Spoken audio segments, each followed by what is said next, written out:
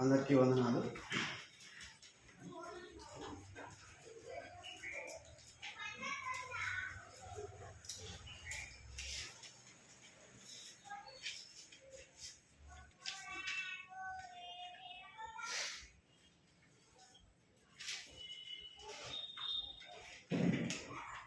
మనం గడిచినటువంటి వారంలో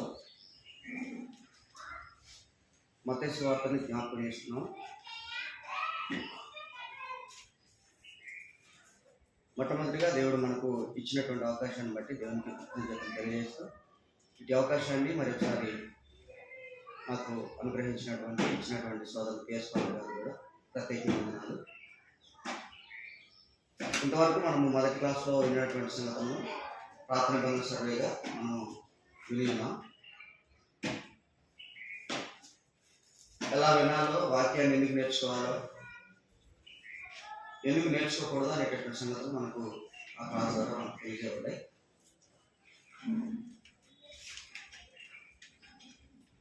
నేర్చుకునేటటువంటి మనమందరం కూడా జ్ఞానాన్ని సంపాదించుకోవడానికి, ఆ జ్ఞానాన్ని అందరికీ నేర్పడానికి నేర్చుకుంటే మంచిదని మనకు వాక్యం అర్థమవుతుంది.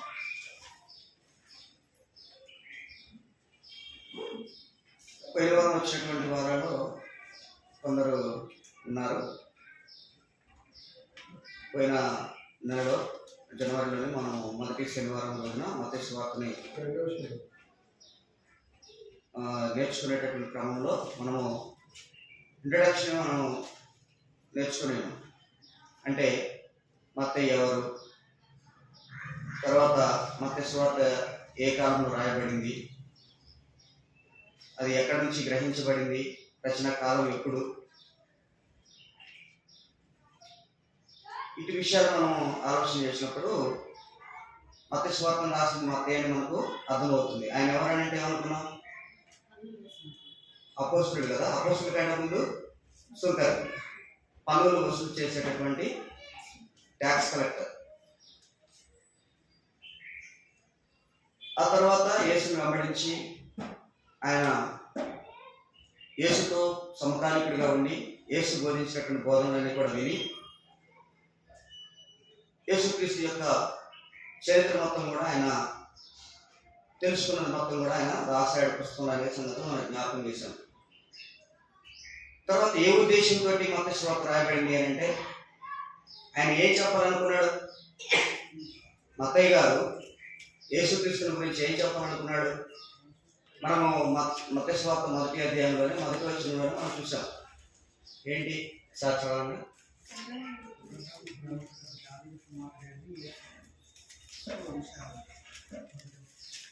అబ్రహాము కుమారుడు దావీదు కుమారుడైన యేసుక్రీస్తు వంశావళి.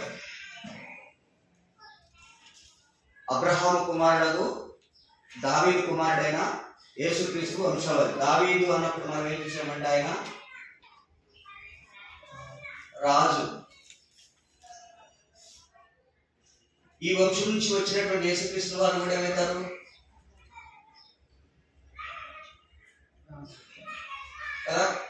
రాజవంశం. అంటే మత్తయి గారు యేసుక్రీస్తుని రాజుగా పరిచయం చేస్తున్నాడు, రాజుగా తెలియజేయడానికి. ఆయన యేసుక్రీస్తు వారు కూడా రాజు అనేటటువంటి సంగతిని తెలియజేయడానికి. అంటే యేసుక్రీస్తు దావీదు రాజు వంశం నుంచి వచ్చాడు కాబట్టి, ఇందులో రాజుగా ఉన్నాడు కాబట్టి ఆ వంశం నుంచి వచ్చే యేసుక్రీస్తు వారు ఈయన భౌతిక సంబంధమైనటువంటి రాజ్యానికి రాజు, ఆత్మ సంబంధమైనటువంటి రాజ్యానికి రాజు అని నిరూపించాడు అన్నమాట మత్తయి గారు.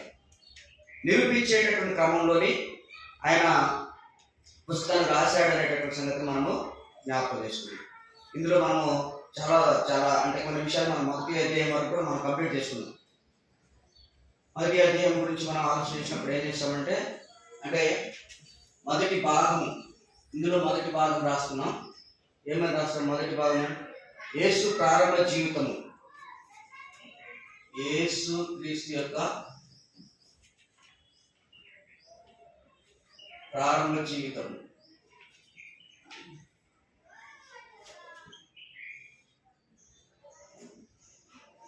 మత్తయి 1వ అధ్యాయము 1 నుండి 4వ అధ్యాయం 1 వరకు.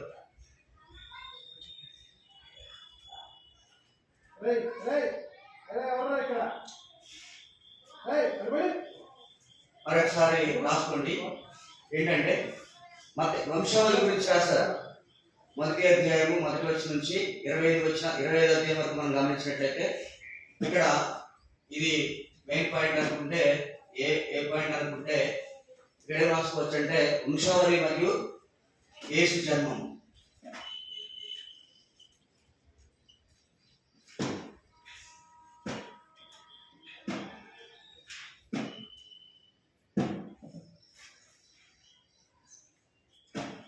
ఒకటో అధ్యాయము 1 నుంచి 25 వరకు.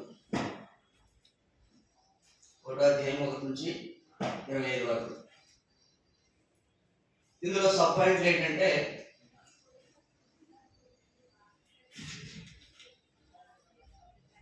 పేరు గురించి ఉంది. ఇక్కడ 1వ అధ్యాయము 1వ వచనం.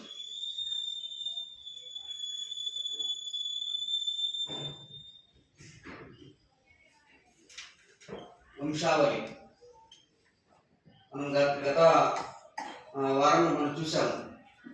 అందుకే నేను మరొకసారి జ్ఞాపకం చేయడానికి మాత్రం రాస్తున్నాను. క్రీస్తు జననం.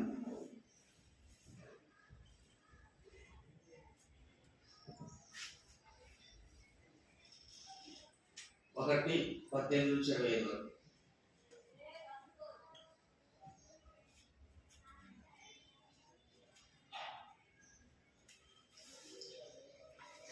ఇంతవరకు మనము గడిచినటువంటి నెలలో మనము దశలు పూర్తి చేసుకున్నాం.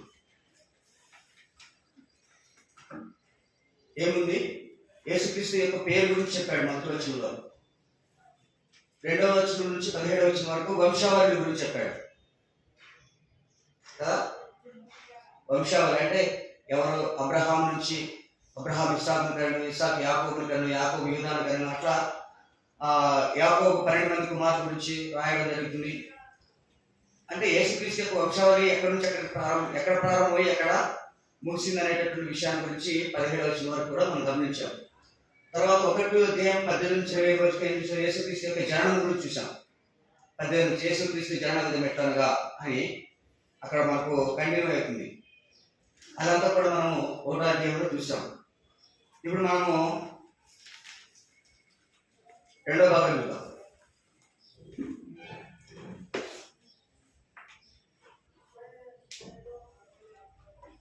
ఇది ఓకే కదా? తీసేస్తాయి.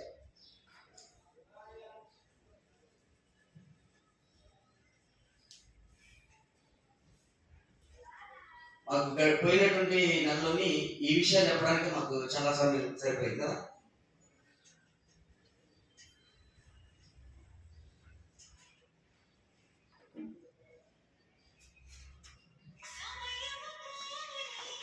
రెండులో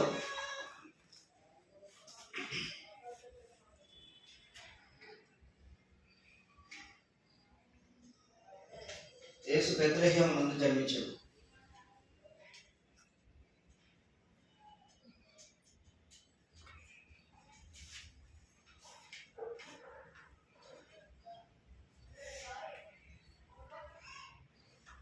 మరియు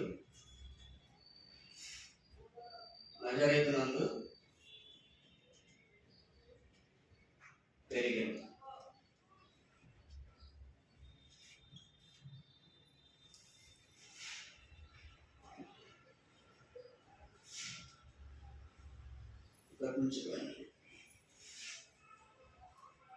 మత్తయి 2వ అధ్యాయం 1 నుంచి 23. మా సైలెంట్ పెట్టుకోవాలి సెలవు.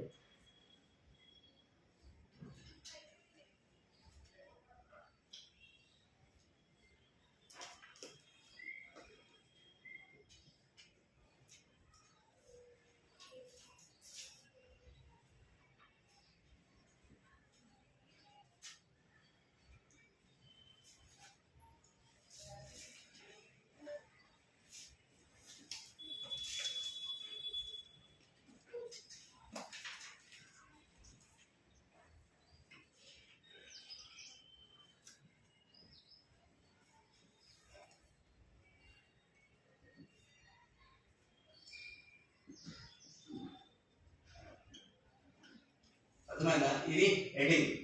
యేసు బెత్లెహేము నందు జన్మించును మరియు నజరేతునందు పెరిగాను.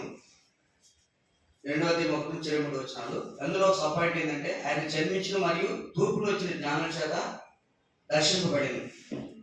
2:1-12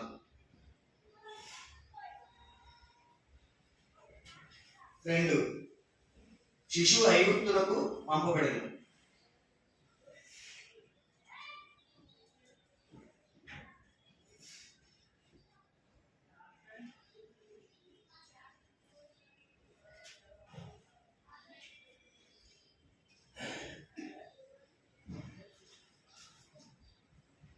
అందులో నుంచి 15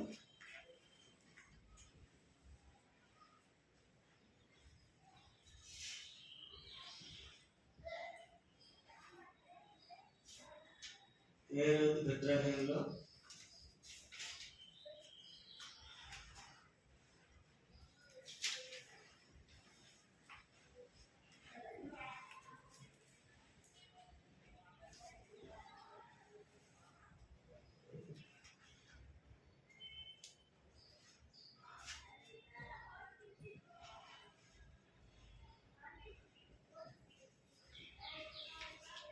హేరోదు బెత్లెహేములోని శిశువులను సంహరించింది.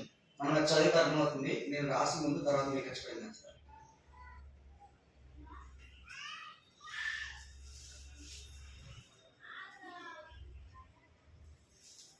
4వ పాయింట్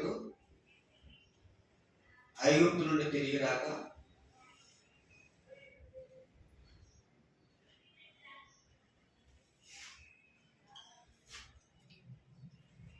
మరియు తిరిగి రాకని తిరిగి రావడం, నజరేతునందు స్థిరపడుట.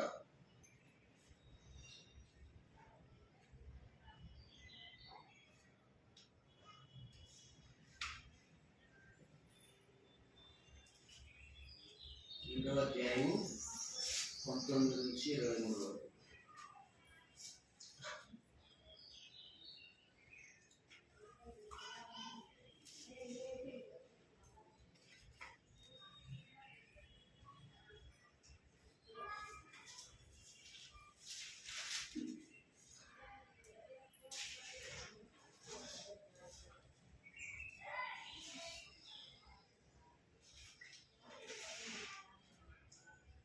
ఇందులోనే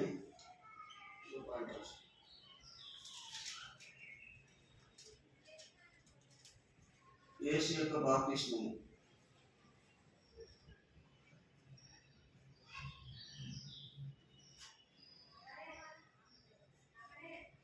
మరియు శోధించబడుట.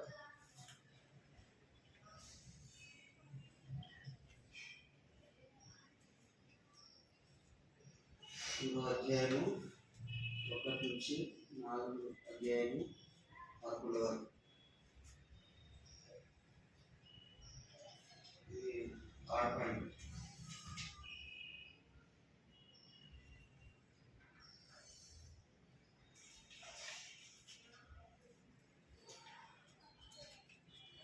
ఇందులో మళ్ళీ ఒకటి యోహాను మరియు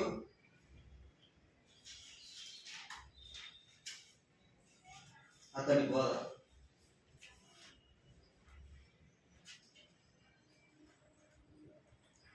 అధ్యాయం 1-6 వరకు. 2 పరిసయ్యులు మరియు సద్దుకయ్యులు.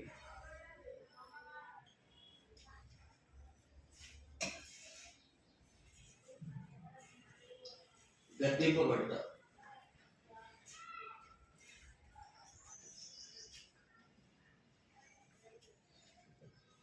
3వ అధ్యాయము 7-12 వరకు.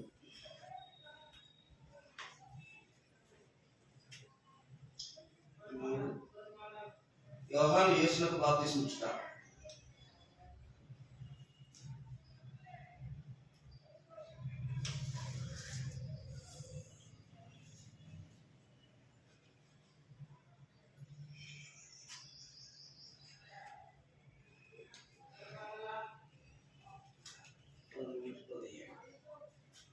చివరిగా యేసు సాతానుచే శోధించబడ్డాడు.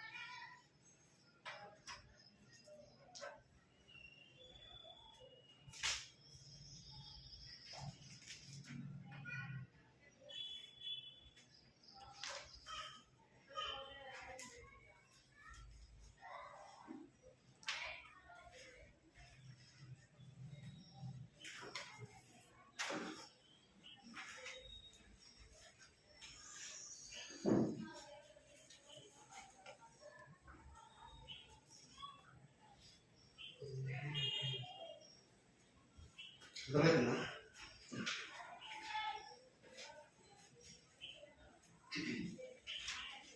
యేసు బెత్లెహేము నందు జన్మించడం మరియు నజరేతు నందు పెరిగాడు. ఆయన జన్మించడం మరియు తూర్పు నుండి వచ్చిన జ్ఞానం చేత దర్శింపబడెను.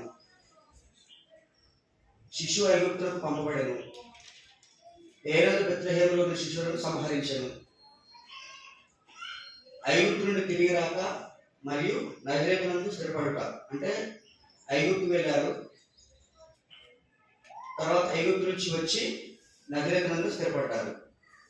తర్వాత యేసు యొక్క బాప్తిస్మం మరియు శోధించబడుట.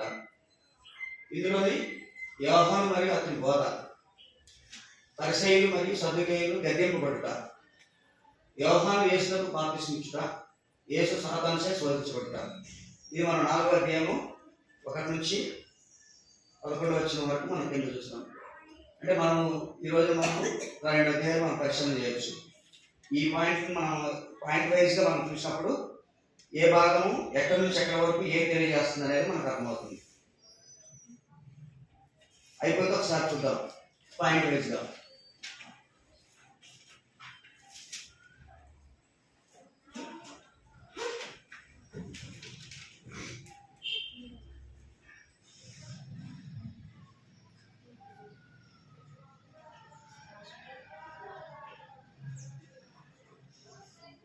మీరు నీట్గా రాసుకోండి, నాకు రాయబడాలి.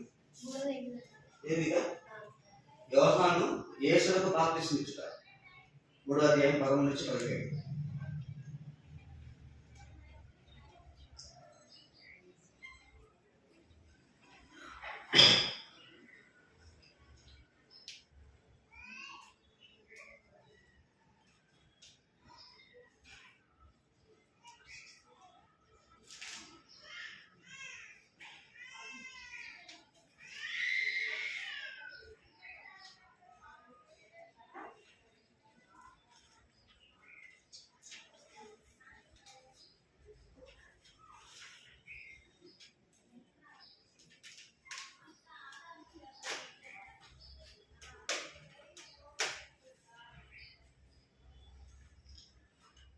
ఒకసారి చూడండి మత్తయి సువార్త 2వ అధ్యాయం 1వ వచనం నుంచి.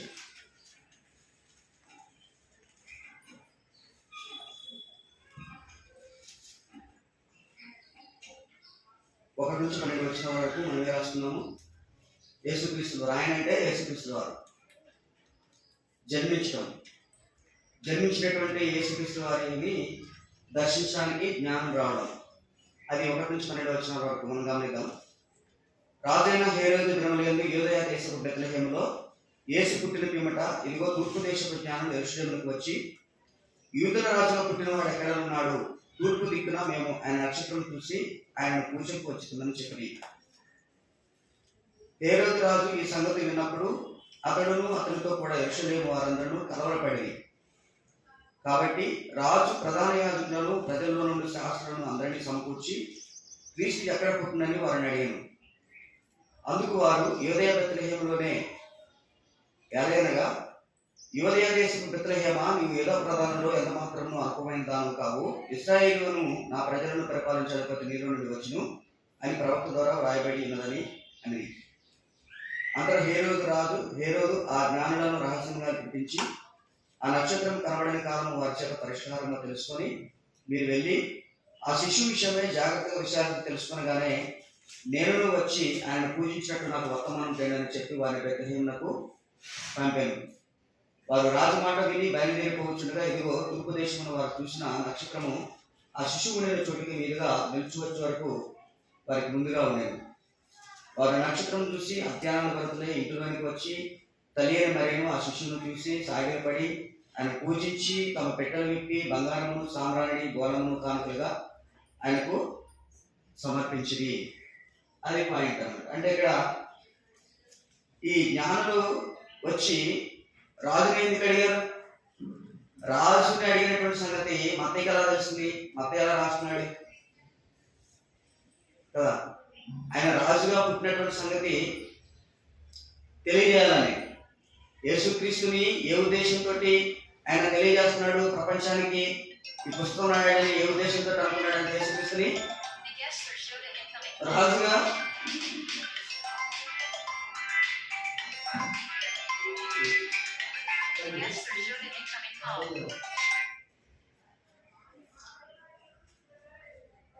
కాబట్టి ఇక్కడ జ్ఞానులు వచ్చి రాజుని అడిగినటువంటి పరిస్థితి మనం చూస్తాం. యెరూషలేమునికి వచ్చి, అంటే యెరూషలేమును పరిపాలించినటువంటి రాజు అప్పుడు హేరోదు రాజు కదా. మనకి ఒకసారి 22వ వచనం చూడండి మత్తయి సువార్తలోని.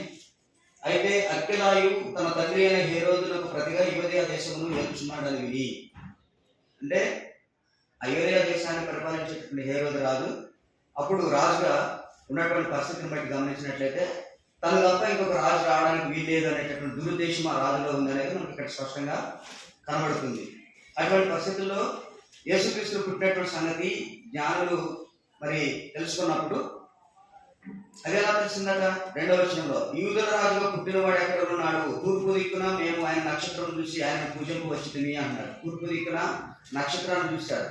అంటే ఆ నక్షత్రము యేసుక్రీస్తు వారి యొక్క పుట్టినటువంటి జాడలను వారికి తెలియజేయడము, అక్కడ మరి పుట్టినటువంటి సంగతి తెలుసుకున్నప్పుడు ఎక్కడ పుట్టాడు అనేటటువంటి విషయాన్ని తెలుసుకోవడానికి వాళ్ళు యెరూషలేము వచ్చినట్లుగా వచ్చి రాజుని అడిగినట్టుగా మనకి ఇక్కడ తెలియజేస్తాం అనమాట. రాజు ఏమన్నాడంటే ఈ సంగతి విన్నప్పుడు అతనితో పాటు యెరూషలేము వారందరూ కలవరపడింది. కాబట్టి రాజు ప్రధాన యాజకులను ప్రజలను శాస్త్రులను అందరినీ సమకూర్చి క్రీస్తు ఎక్కడ పుట్టినని వారిని అడిగాను. అందుకు వారు యూదయ బెత్లెహేములోనే ఎలాగనగా, అంటే ఇక్కడ మనకి యేసుక్రీస్తు వారు పుడతారనేటటువంటి సంగతి ప్రవచనాల ద్వారా ప్రవక్తల ద్వారా దేవుడు ముందుగానే తెలియజేసినటువంటి పరిస్థితి. ఆ లేఖనాన్ని కూడా ఎత్తి చూపిస్తున్నాడు ఇక్కడ. ఇప్పుడు మత్తయి గారు రాస్తున్నటువంటి పరిస్థితి ఏం రాస్తున్నాడంటే, పాత నిబంధనలో అంటే ప్రవక్తలు ఏదైతే యేసుక్రీస్తు వారు పుడతారని ప్రవచించారో ఆ ప్రవచించినటువంటి ప్రవచనాన్ని కూడా తెలియజేసేటటువంటి ఆ యొక్క సంగతి తెలియజేసేటటువంటి ఉద్దేశాన్ని మత్తయి గారు కలిగి ఉన్నాడు. అంటే అక్కడ ఉన్నటువంటి వారికి ఏం తెలుసు? పాత నిబంధనలో ఉన్నటువంటి ప్రవక్తల వచనాలు అనేవి వారికి తెలుసు. యూదులకు ప్రవక్తల వచనాలు తెలుసు, ధర్మశాస్త్రం తెలుసు. కాబట్టి దేవుడు ముందుగా నేను పుడతాడు అనేటటువంటి సంగతిని తెలియజేశాడు అనేటటువంటి లేఖనాన్ని కూడా ఎత్తి చూపించడం మనం గమనిస్తూ ఉన్నాం. ఇది ఎక్కడ మనం చూస్తాము? మీకా గ్రంథంలో చూస్తాం. చూడండి, మీకా గ్రంథంలో 5వ అధ్యాయం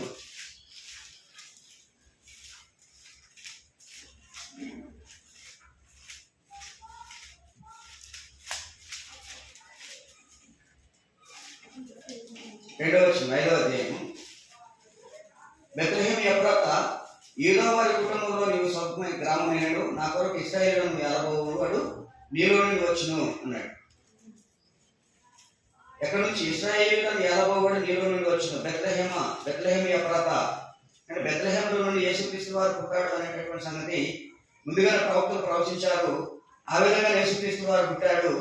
ఆ సంగతిని మత్తయి గారు సర్టిఫై చేస్తున్నాడు, అంటే క్రోడీకరించి రాస్తున్నాడు. సంగతులన్నీ కూడా ఆయన పరిశీలించి రాస్తున్నాడు అనమాట. అంటే ఏదైతే ప్రవచనాల ద్వారా తెలియజేయబడిందో ఆ ప్రవచనం యొక్క నెరవేర్పుని ఆయన రూఢీపరుస్తున్నాడు మత్తయి గారు. కాబట్టి ఇక్కడ మనం గమనించినప్పుడు 1 నుంచి 12 వచ్చిన గమనించినప్పుడు యేసుక్రీస్తు జన్మించినటువంటి సంగతి, జ్ఞానం వచ్చి ఆయన దర్శించినటువంటి సంగతి మనము అక్కడ చూస్తున్నాం అన్నమాట. అక్కడ దర్శించినటువంటి సంగతిలో కూడా మనం గమనించినప్పుడు వారు ఏం తీసుకొచ్చారో కూడా తెచ్చారో కూడా రాస్తున్నాడు.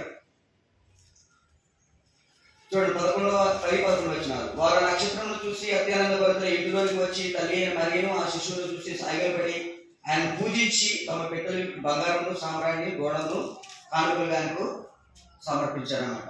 ఒక రాజుకి ఏ విధమైనటువంటి సత్కార్యాలు చేయాలి, ఒక రాజుగా ఏ విధమైనటువంటి మరి మెటీరియల్ తోటి పూజించాలి, అటువంటివన్నీ కూడా తీసుకొచ్చి వాళ్ళు ఆయన్ని పూజించారు అనేటటువంటి విషయం చెప్తున్నాడు. చూడండి, ఒక చిన్న బాలుని పూజించడం అంటే సామాన్య మానవుని అయితే పూజించారు, సామాన్య బాలుడిని అయితే పూజించారు, సామాన్య శిష్యుని అయితే పూజించాం. కానీ మనము వారి ఏదో దయగా ఉంటాం. కానీ ఇక్కడ శిష్యుని చూసి వాళ్ళు ఏం చేశారంటే పూజించారు అనేటటువంటి. ఎందుకనంటే ఆయన రాజు అనేటటువంటి సంగతి గురించి మనకి ఇక్కడ అర్థం కావడం కోసం మనం ఏది కూడా పరిశీలన చేస్తున్నాం. నెక్స్ట్ పాయింట్ ఏం చూసాం, 11 నుంచి 15 వరకు శిశువును ఐగుప్తులకు పంపబడింది. శిశువు ఐగుప్తులకు పంపబడింది. ఎందుకు పంపబడ్డాడు అని అంటే చూడండి ఒకసారి 11 నుంచి. వారు వెళ్ళిన తర్వాత ఇదిగో ప్రభుత్వ స్వప్నమందు యేసుకు ప్రత్యక్షమై హేరోదు ఆ శిశువును సంహరింపువని ఆయన వెతకబోచున్నాడు కనుక నీవు లేచిన శిశువును ఆయన తల్లిని వెంట పెట్టుకుని ఐగుప్తులకు పారిపోయి నేను నీతో తెలియజేపే వరకు అక్కడనే ఇవ్వమని అతనితో చెప్పాను. వారు వెళ్ళిన తర్వాత అంటే ఎవరు, ఈ జ్ఞానులు. చూడండి 12వ వచనంలో కూడా మనం గమనించినప్పుడు వాళ్ళకి హేరోదుకి ఈ విషయం చెప్పొద్దని దేవుని యొక్క స్వప్నమందు వారు చూస్తారు. చూడండి 12వ వచనం, తర్వాత హేరోదు వద్దకు వెళ్ళవద్దని స్వప్నమందు దేవుని చేత బోధింపబడిన వారై వారు మరి ఒక మార్గంలో తమ దేశములకు తిరిగి వెళ్ళారు. హేరోదు రాజేమో ఆ శిష్యుడు ఎక్కడ పుట్టాడో నాకు తెలియజేయను వాళ్ళు చెప్పాడు. వారేమో దేవుని మాటను బట్టి వాళ్ళు చూసి పూజించి వేరొక మార్గంలో వారి దేశానికి వెళ్ళారు. అంత మాత్రమే కాదు, ఇక్కడ 13వ వచనం చూస్తే ఏం జరిగింది, ఇదిగో వారు వెళ్ళిన తర్వాత ఇదిగో ప్రభుదూత స్వప్నమందు యోసేపుకు ప్రత్యక్షమై యోసేపు ఎవరు మనం గమనించాం. ఫస్ట్ మొదటి అధ్యాయంలోనే ప్రదానం చేయబడినటువంటి వ్యక్తి. ఇక్కడ మనం గమనిస్తే యేసోపుకి దేవుడు ఏం చేశాడట, ప్రభుదూత స్వప్నమందు యేసోపుకు ప్రత్యక్షమై హేరోదు ఆ శిశువును సంహరింపుకోవాలని ఆయన వెతకబోచున్నాడు కనుక నీవు లేచి ఆ శిశువుని ఆయన తల్లిని వెంట పెట్టుకొని ఐగుప్తులకు పారిపోయి నేను నీతో తెలియజేపే వరకు అక్కడే ఉండమని అతనితో చెప్పాను. ఐగుప్తు అంటే ఇశ్రాయేలీలు ఐగుప్తు నుంచే కదా కనాను దేశానికి వచ్చింది. మరల యేసుక్రీస్తు కూడా అక్కడికే పంపబడ్డాడు. ఎందుకనంటే అక్కడ భద్రపరచబడతాడు అనేటటువంటి సంగతిని బట్టి, అక్కడ సురక్షితంగా ఉంటాడు అనేటువంటి సంగతి. అంటే ఏ రోజు చనిపోయేంత వరకు కూడా అక్కడే ఉన్నాడు. మనం 22వ వచనంలో చూసాం, ఏ రోజు చనిపోయేంత వరకు కూడా శిశువు అక్కడే భద్రపరచబడింది. కాబట్టి అక్కడ దేవుని యొక్క మాటను బట్టి వాళ్ళు అక్కడ వెళ్ళడం జరిగింది, ఐగుప్తులకు వెళ్ళడం జరిగింది. అదే చూసాం, శిశువు ఐగుప్తులకు పంపబడెను 13 నుంచి 15 వచనం వరకు.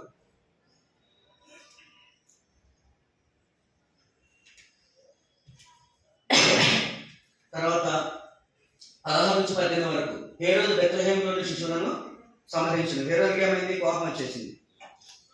చూడండి 16 నుంచి, ఆ జ్ఞానులు తనను అపహసించడానికి హేరోదు గ్రహించి బహు ఆగ్రహం తెచ్చుకొని తాను జ్ఞానుల వలన వివరముగా తెలుసుకుని కారణం బట్టి బెత్లెహేములోను దాని సకల ప్రాంతంలోనూ 2 సంవత్సరములు మొదలుకొని తక్కువ వయసు గల మగపిల్లలందరినీ కూడా వధించెను. అందువలన రామాలు అందరాలకు వినబడెను, ఏడుపును మహారోదన ధ్వని కలిగెను. రాహేలు తన పిల్లల విషయమై ఏడ్చుచు వారు లేనందున ఓదార్పు పొందనలకు ఇవ్వను అని ప్రవక్త అయిన ఇర్మియా ద్వారా చెప్పబడిన వాక్యము నెరవేరబడెను అన్నాడు. అంటే ఇక్కడ కూడా మళ్ళా పాత నిబంధనలో ఉన్నటువంటి లేఖన ఇర్మియా రాసినటువంటి లేఖనాన్ని చూపిస్తూ వారికి అర్థమయ్యే విధంగా రాయడం జరిగింది మత్తయ్య గారు.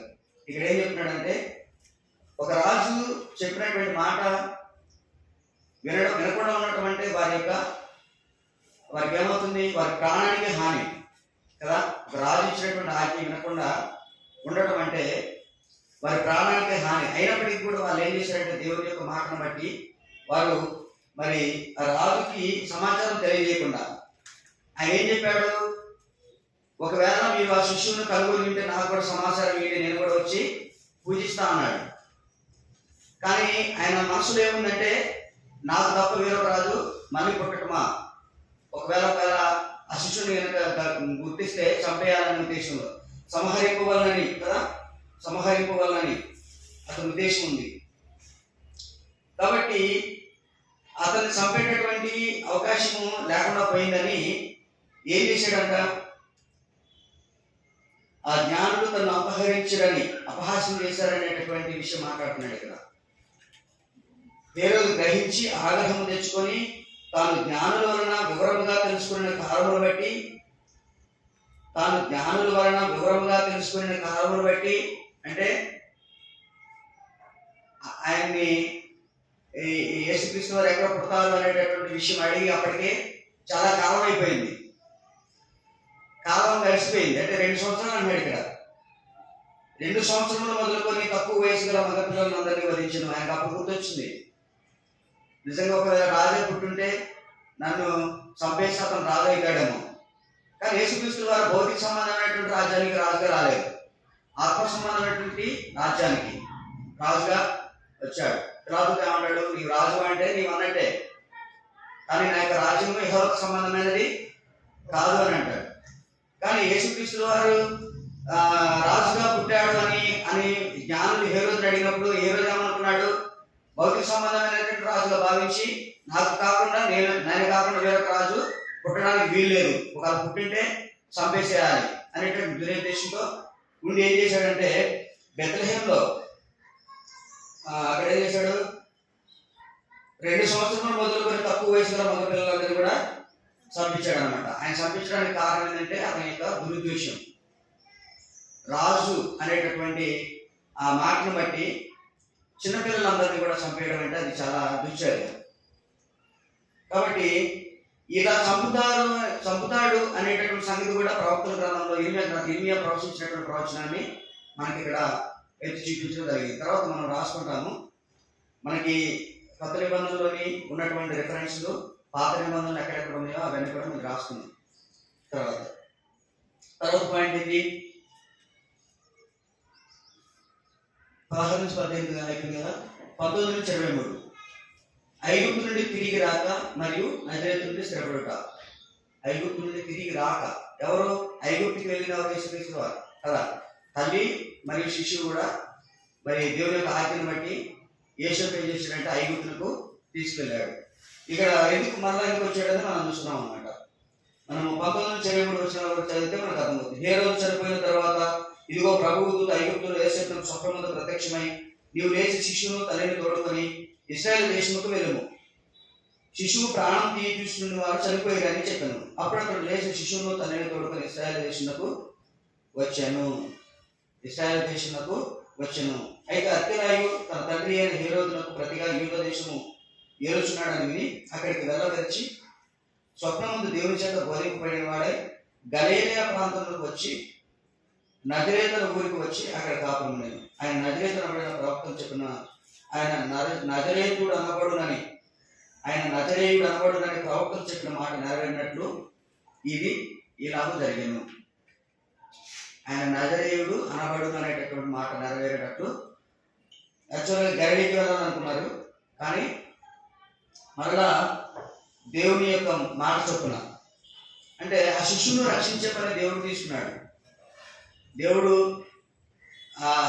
అటువంటి పని తీసుకున్నప్పుడు ఎవరు కూడా ఆ శిశువును చంపేటటువంటి శక్తి లేదు ఎవరికి కూడా.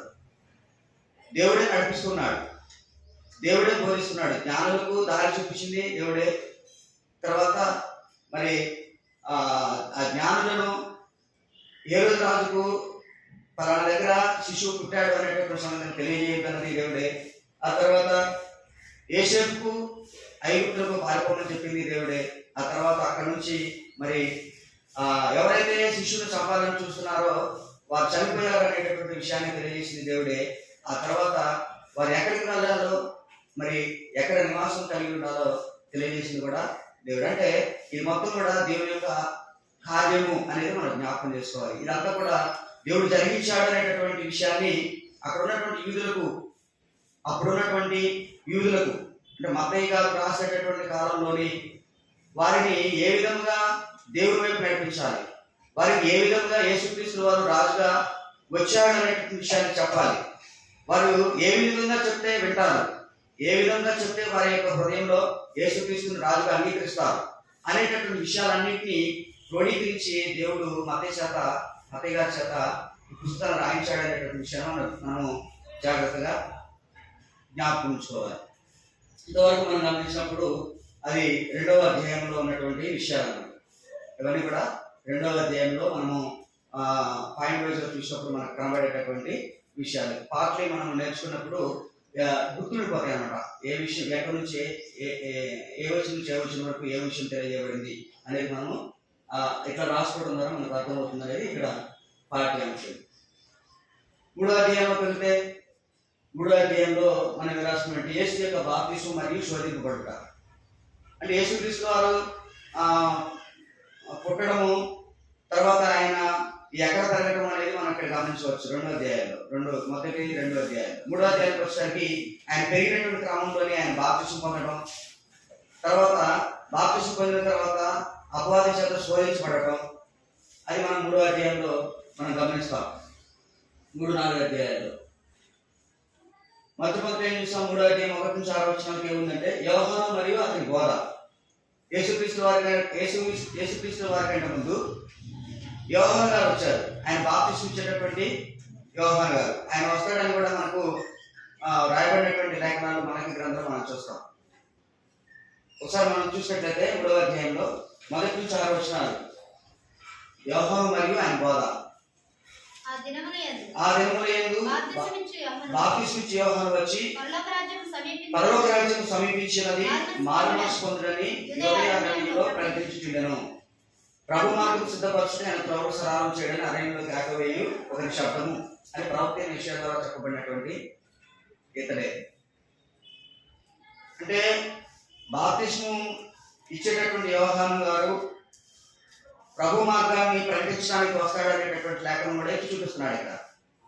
అంటే ఈ లేఖనాలు ఎందుకు మత్తయి గారు కోడ్ చేస్తున్నాడు అంటే, ఈ లేఖనాలన్నీ కూడా ధర్మశాస్త్రం జరిగినటువంటి యూదులకి అవగాహన ఉన్నది, కానీ వాటి ఎందుకు వారు కేర్లెస్గా ఉన్నారు.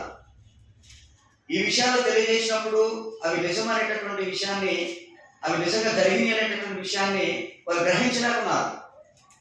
మరి వారికి గ్రహింపు ఎలా వస్తుంది అని అంటే, ఇటువంటి పుస్తకము రాసినప్పుడు చదివినప్పుడైనా వారు గ్రహిస్తారు అనేటటువంటి ఆలోచనతో. అంత మాత్రం కాదు, ఈ ప్రపంచం మొత్తం కూడా గ్రహిస్తున్నారు అనేటటువంటి విషయాన్ని గమనించడానికి. ఇప్పుడు మనము ఈ విషయాలను చదివినప్పుడు మనకి ఏమర్థమవుతుంది? యేసుక్రీస్తు వారు నిజంగానే లేఖనానుసారంగా ఆయన రాజుగా ఈ లోకంలో పుట్టాడు అనేటటువంటి సంగతిని మనము గ్రహించి విశ్వసించి ఆయన మన రక్షకుడని మనము నమ్మి బాప్తిస్మం పొంది రక్షణ పొందడానికి మనకి ఈ లేఖనాలన్నీ కూడా ఆధారపడి ఉన్నాయి. అంటే మొదటి శతాబ్దంలోనే దేవుడు ఇటువంటి విషయాలు తెలియజేశాడు అని అంటే, ఈ విధమైనటువంటి పాఠ్యాంశాలు ఈ యొక్క పుస్తకం ద్వారా తెలియజేశాడనంటే, అప్పుడున్నటువంటి యూదులకు ఇంకా మరి అర్థం కావాలని. వాస్తవంగా ధర్మశాస్త్రం గురించి మనకు తెలియదు, మనం ఫాలో అవ్వలేదు, మనం పాటించలేదు, అయినప్పటికీ కూడా మనం విశ్వసించి నిజమని విశ్వసిస్తున్నాం. అదే ధర్మశాస్త్రాన్ని వాళ్ళు గట్టిగా నమ్మి దాన్ని అనుసరించినటువంటి యూదులు చదివినటువంటి సంగతులు ఒకసారి జ్ఞాపకం చేయడం ద్వారా వాళ్ళకి ఏమవుతుందంటే, విశ్వసించిన వారు అతి త్వరగా యేసుక్రీస్తుని అంగీకరించి సువార్తను ప్రకటిస్తారు కదా, యేసుక్రీస్తుని విశ్వసించి రక్షణ పొందుతారు కదా, నిజమైనటువంటి దేవుడు ఏనేనని బలమైనటువంటి విశ్వాసంతో వాళ్ళు మరి ప్రపంచానికి సాటి చెప్తారు కదా. కాబట్టి అటువంటి ఉద్దేశంతో ఈ పుస్తకాన్ని మత్తయి గారు క్రోడీకరించారనేటటువంటి విషయాన్ని మనం జ్ఞాపకం చేసుకోవాలి. అంటే ప్రతి విషయానికి పాత నిబంధనలో ఉన్నటువంటి ఒక లేఖనాన్ని చూపిస్తూ బలపరుస్తూ ఉన్నాడు అన్నమాట. ఆ విధంగా మనం గమనించినప్పుడు బాప్తిస్మం ఇచ్చేటటువంటి యోహాను గారు కూడా మరి పరలోక రాజ్యం సమీపించినది, మారుమనస్సు పొందుడని అరణ్యంలో ప్రకటించుచున్నాడు అనేటటువంటి సంగతిని ఆ ప్రకటించడానికి కారణం ఏంటంటే ప్రవచనము, యెషయా ద్వారా ప్రవచించబడినటువంటి ప్రవచనం అని ఇక్కడ రాస్తున్నాడు. 4వ వచనం చూడండి. ఈ యోహాను వడ్డెరము వస్త్రమును మన చుట్టూ తోలుదట్టియు ధరించుకున్నవాడు, మిడతలను అడవి తేనెయు అతనికి ఆహారము. ఆ సమయంలో యెరూషలేము వారును యూదయ వారందరూ యోర్దాను నది ప్రాంతం వారందరూ అతని ఎదురుకు వచ్చి తమ పాపమును ఒప్పుకొనిసి యోర్దాను నదిలో అతని బాప్తిస్మం పొందుచున్నది, అతని చేత బాప్తిస్మం పొందుచున్నది. యోహాను గారు ఇచ్చినటువంటి బాప్తిస్మం గురించి మనం ఆలోచన చేస్తే, ఆయన పరలోక రాజ్యం సమీపించినదని ఆయన ప్రకటిస్తూ బాప్తిస్మం ఇస్తున్నాడు. అతని గురించి కూడా రాశాడు అనమాట. యోహాను ఎవరు, ఆయన ఎలా ఉన్నాడు, ఆయన వస్త్రములు ఏంటి, ఆయన ఏం ఆహారం తీసుకున్నాడు అంటే అప్పటి వరకు ఆయన గురించి ఎవరికి తెలియదు. ఆయన సడన్ గా వచ్చాడు. ఆయన వచ్చి బాప్తిస్మం పరలోక రాజ్యం సమీపించింది అని ఆయన స్వార్థను ప్రకటిస్తున్నాడు. ఎనిమిది స్వార్థను ఏదో ప్రకటిస్తున్నాడు అని చెప్పేసి వచ్చారు. ఆయన గమనించారు. అనేక మంది బాప్తిస్మం పొందుతున్నారు అన్నమాట. ఎట్లాగూ తమ పాపమును ఒప్పుకొనుచు యోర్దాను నదిలో అతని చేత బాప్తిస్మము పొందుచుండిరి. పరలోక రాజ్యం సమీపించినది మారు మనసు పొందండి. పరలోక రాజ్యం సమీపించినది మారు మనసు పొందండి అని అంటే ఆ పరలోక రాజ్యం సమీపించిన దాంట్లో ప్రవేశించడానికి వాళ్ళు మారు మనసు పొందాలన్నమాట. పరలోక రాజ్యంలో ప్రవేశించాలంటే ఏం చేయాలంటే మారు మనసు పొందాలి. అప్పటి వరకు ఉన్నటువంటి పాపపు మనసును తీసేసుకొని వాళ్ళు ఏం చేశారట, బాప్తిస్మం పొందారట. తమ పాపమును ఒప్పుకొనుచు యోర్దాను నదిలో బాప్తిస్మం పొందుచుండేది. అంటే ఇక్కడ మనం గమనించినప్పుడు ఈ పాయింట్లో మనం గమనించేది ఏంటంటే ఆయన చేసినటువంటి బాధ ఏంటి. ఆ బాధ విన్నటువంటి వారు మరి వచ్చారు. వచ్చి వాళ్ళు ఏం చేశారంటే పాపమును ఒప్పుకుంటూ బాప్తిస్మం పొందుతున్నారు. ఆయన చేసినటువంటి బాధ ఏంటంటే పరలోక రాజ్యం సమీపించినది. ఆ పరలోక రాజ్యం సమీపించినటువంటి విషయాన్ని కూడా మత్తయ్య గారు రాస్తున్నాడు. ఎందుకంటే ఆ రాజ్యానికి యేసుక్రీస్తు వారు రాజు కాబోతున్నాడు. ఆ రాజ్యానికి యేసుక్రీస్తు వారు రాజు కాబోతున్నాడు అనేటటువంటి సంగతిని కూడా బాహటంగా తెలియజేసేటటువంటి ఈ కార్యక్రమం అన్నమాట. ఈ పాయింట్లో మనం గమనించినప్పుడు యోహాను గారు మరి బోధ చేయడం, ఇక్కడ పరిసయ్యులు మరియు సద్దుకయ్యులకు గద్దింపబడటం 7 నుంచి 12 వచనాలు. 7 నుంచి 12 వచనాలు. అతడు పరిసయ్యుల్లోనూ సద్దుకయ్యుల్లోనూ అనేకులు బాప్తిస్మం పొందడం చూసి సర్పసంతానమా రాబో ఉగ్రతను తప్పించుకున్నట్టు మీకు బుద్ధి చెప్పిన వాడెవడు, మారు మనసులకు తగిన ఫలము ఫలించుడి, మారు మనసులకు తగిన ఫలము ఫలించుడని గద్దిస్తూ ఉన్నాడు అంట. అబ్రహాము మాకు తండ్రి అని మీరు చెప్పుకొని తలంచవద్దు. దేవుడు ఈ రాళ్ళను అబ్రహాము పిల్లలను పుట్టింపాలని మీతో చెప్పుచున్నాను. ఇప్పుడే గడ్డల మీద చెట్ల మీద ఉంచబడినది కనుక మంచి ఫలము ఫలించని ప్రతి చెట్టును నరకబడి అగ్నిలో వేయబడింది. మారు మనసు నిమిత్తం నేలలో మీకు బాప్తిస్మం ఇస్తున్నాను. అయితే నా వెనక వచ్చుచున్న వాడు నాకంటే శక్తిమంతుడు. ఆయన చెప్పులు బయటకనను నేను పాత్రుడని కాను. ఆయన పరిశుద్ధాత్మలోను అగ్నితోనూ మీకు బాప్తిస్మం ఇచ్చును. ఆయన చేతిలో ఉన్నది. ఆయన తన కళ్ళను బాగా శుభ్రం చేసి గోధుమలను కొట్టులో కోసి ఆరని అగ్నితో కొట్టును కాల్చుదని వారితో చెప్పాను. ఇదంతా కూడా వారిని గద్దించేటటువంటి పని. అంటే వారిని గద్దించడం అంటే మారు మనసు పొందకుండా వచ్చి బాప్తిస్మం పొందుతున్నారు. పాపాలు ఒప్పుకోకుండానే బాప్తిస్మం అంటే అందులో గుంపులోకి వెళ్ళకపోయి అందరూ కూడా ఎవరు సద్దుకయ్యులు పరిసయ్యులు. వారు మనసు మార్చుకోవట్లేదు, వారి పాప స్థితిని ఒప్పుకోవట్లేదు. కానీ పరలోక రాజ్యంలో సమీపించాలని పరలోక రాజ్యం సమీపించింది కాబట్టి అందులో ప్రవేశించాలంటే బాప్తిస్మం పొందాలి కాబట్టి వచ్చి బాప్తిస్మం పొందుతున్నారు. కాబట్టి వారు ముందు మనసు మార్చుకోవాలి. ఒకవేళ మీరు మనసు మార్చుకోకుండా బాప్తిస్మం పొందితే మీరు ఆ ఫలాన్ని మీరే పొందుతారు. ఒకవేళ మేము అబ్రహాము సంతానం అంటే అబ్రహాము మా యొక్క తండ్రి అంటే మనకు ఏమర్థం అవ్వాలి? అబ్రహాము, ఇస్సాకు, యాకోబు తర్వాత 12 గోత్రాలు అంటే మేము అబ్రహాము సంతానం, అబ్రహాము వంశం మాది అంటే దేవుడు ఫస్ట్ మాకే తెలుసు. మాకు ఆల్రెడీ దేవుని గురించి తెలుసు. మేము ఆల్రెడీ దేవుడిలోనే ఉన్నాము. కాబట్టి మా కోసమే నువ్వు వచ్చావు, నీ బాప్తిస్మం నాకు అని పొందుతున్నారు. అంటే ఒక విధంగా చెప్పాలంటే మేము దేవుని పిల్లలం అనేటటువంటి భావన వాళ్ళకి ఉంది. కానీ హృదయంలో ఏముందంటే పాపం ఉంది, దాన్ని ఒప్పుకోవట్లేదు. కాబట్టి యోహాను గారు వారిని గద్దించారనేటువంటి విషయాన్ని ఇక్కడ తెలియజేస్తున్నాం. ఇక మనం 13 నుంచి 17 వచనాలు చూస్తే యోహాను యేసుకు బాప్తిస్మం ఇవ్వడం, తర్వాత 4వ అధ్యాయంలో మనం గమనించినట్లయితే యేసుక్రీస్తు వారు శోధింపబడటం, ఇవన్నీ కూడా మనము చూస్తాం అన్నమాట. ఈ పాయింట్ ఒకసారి రాసుకున్నట్లయితే మనము తర్వాత క్లాసులో చూద్దాం. ఇంతవరకు మనము ఈ క్లాసును ముగించుకుంటాము. ఈ అవకాశం ఇచ్చినటువంటి సోదరులకు ప్రత్యేకంగా మనం తెలియజేసి నా యొక్క సమయాన్ని ముగిస్తున్నాం. అందరికీ వందనాలు. 40 నిమిషాలు కరెక్ట్గా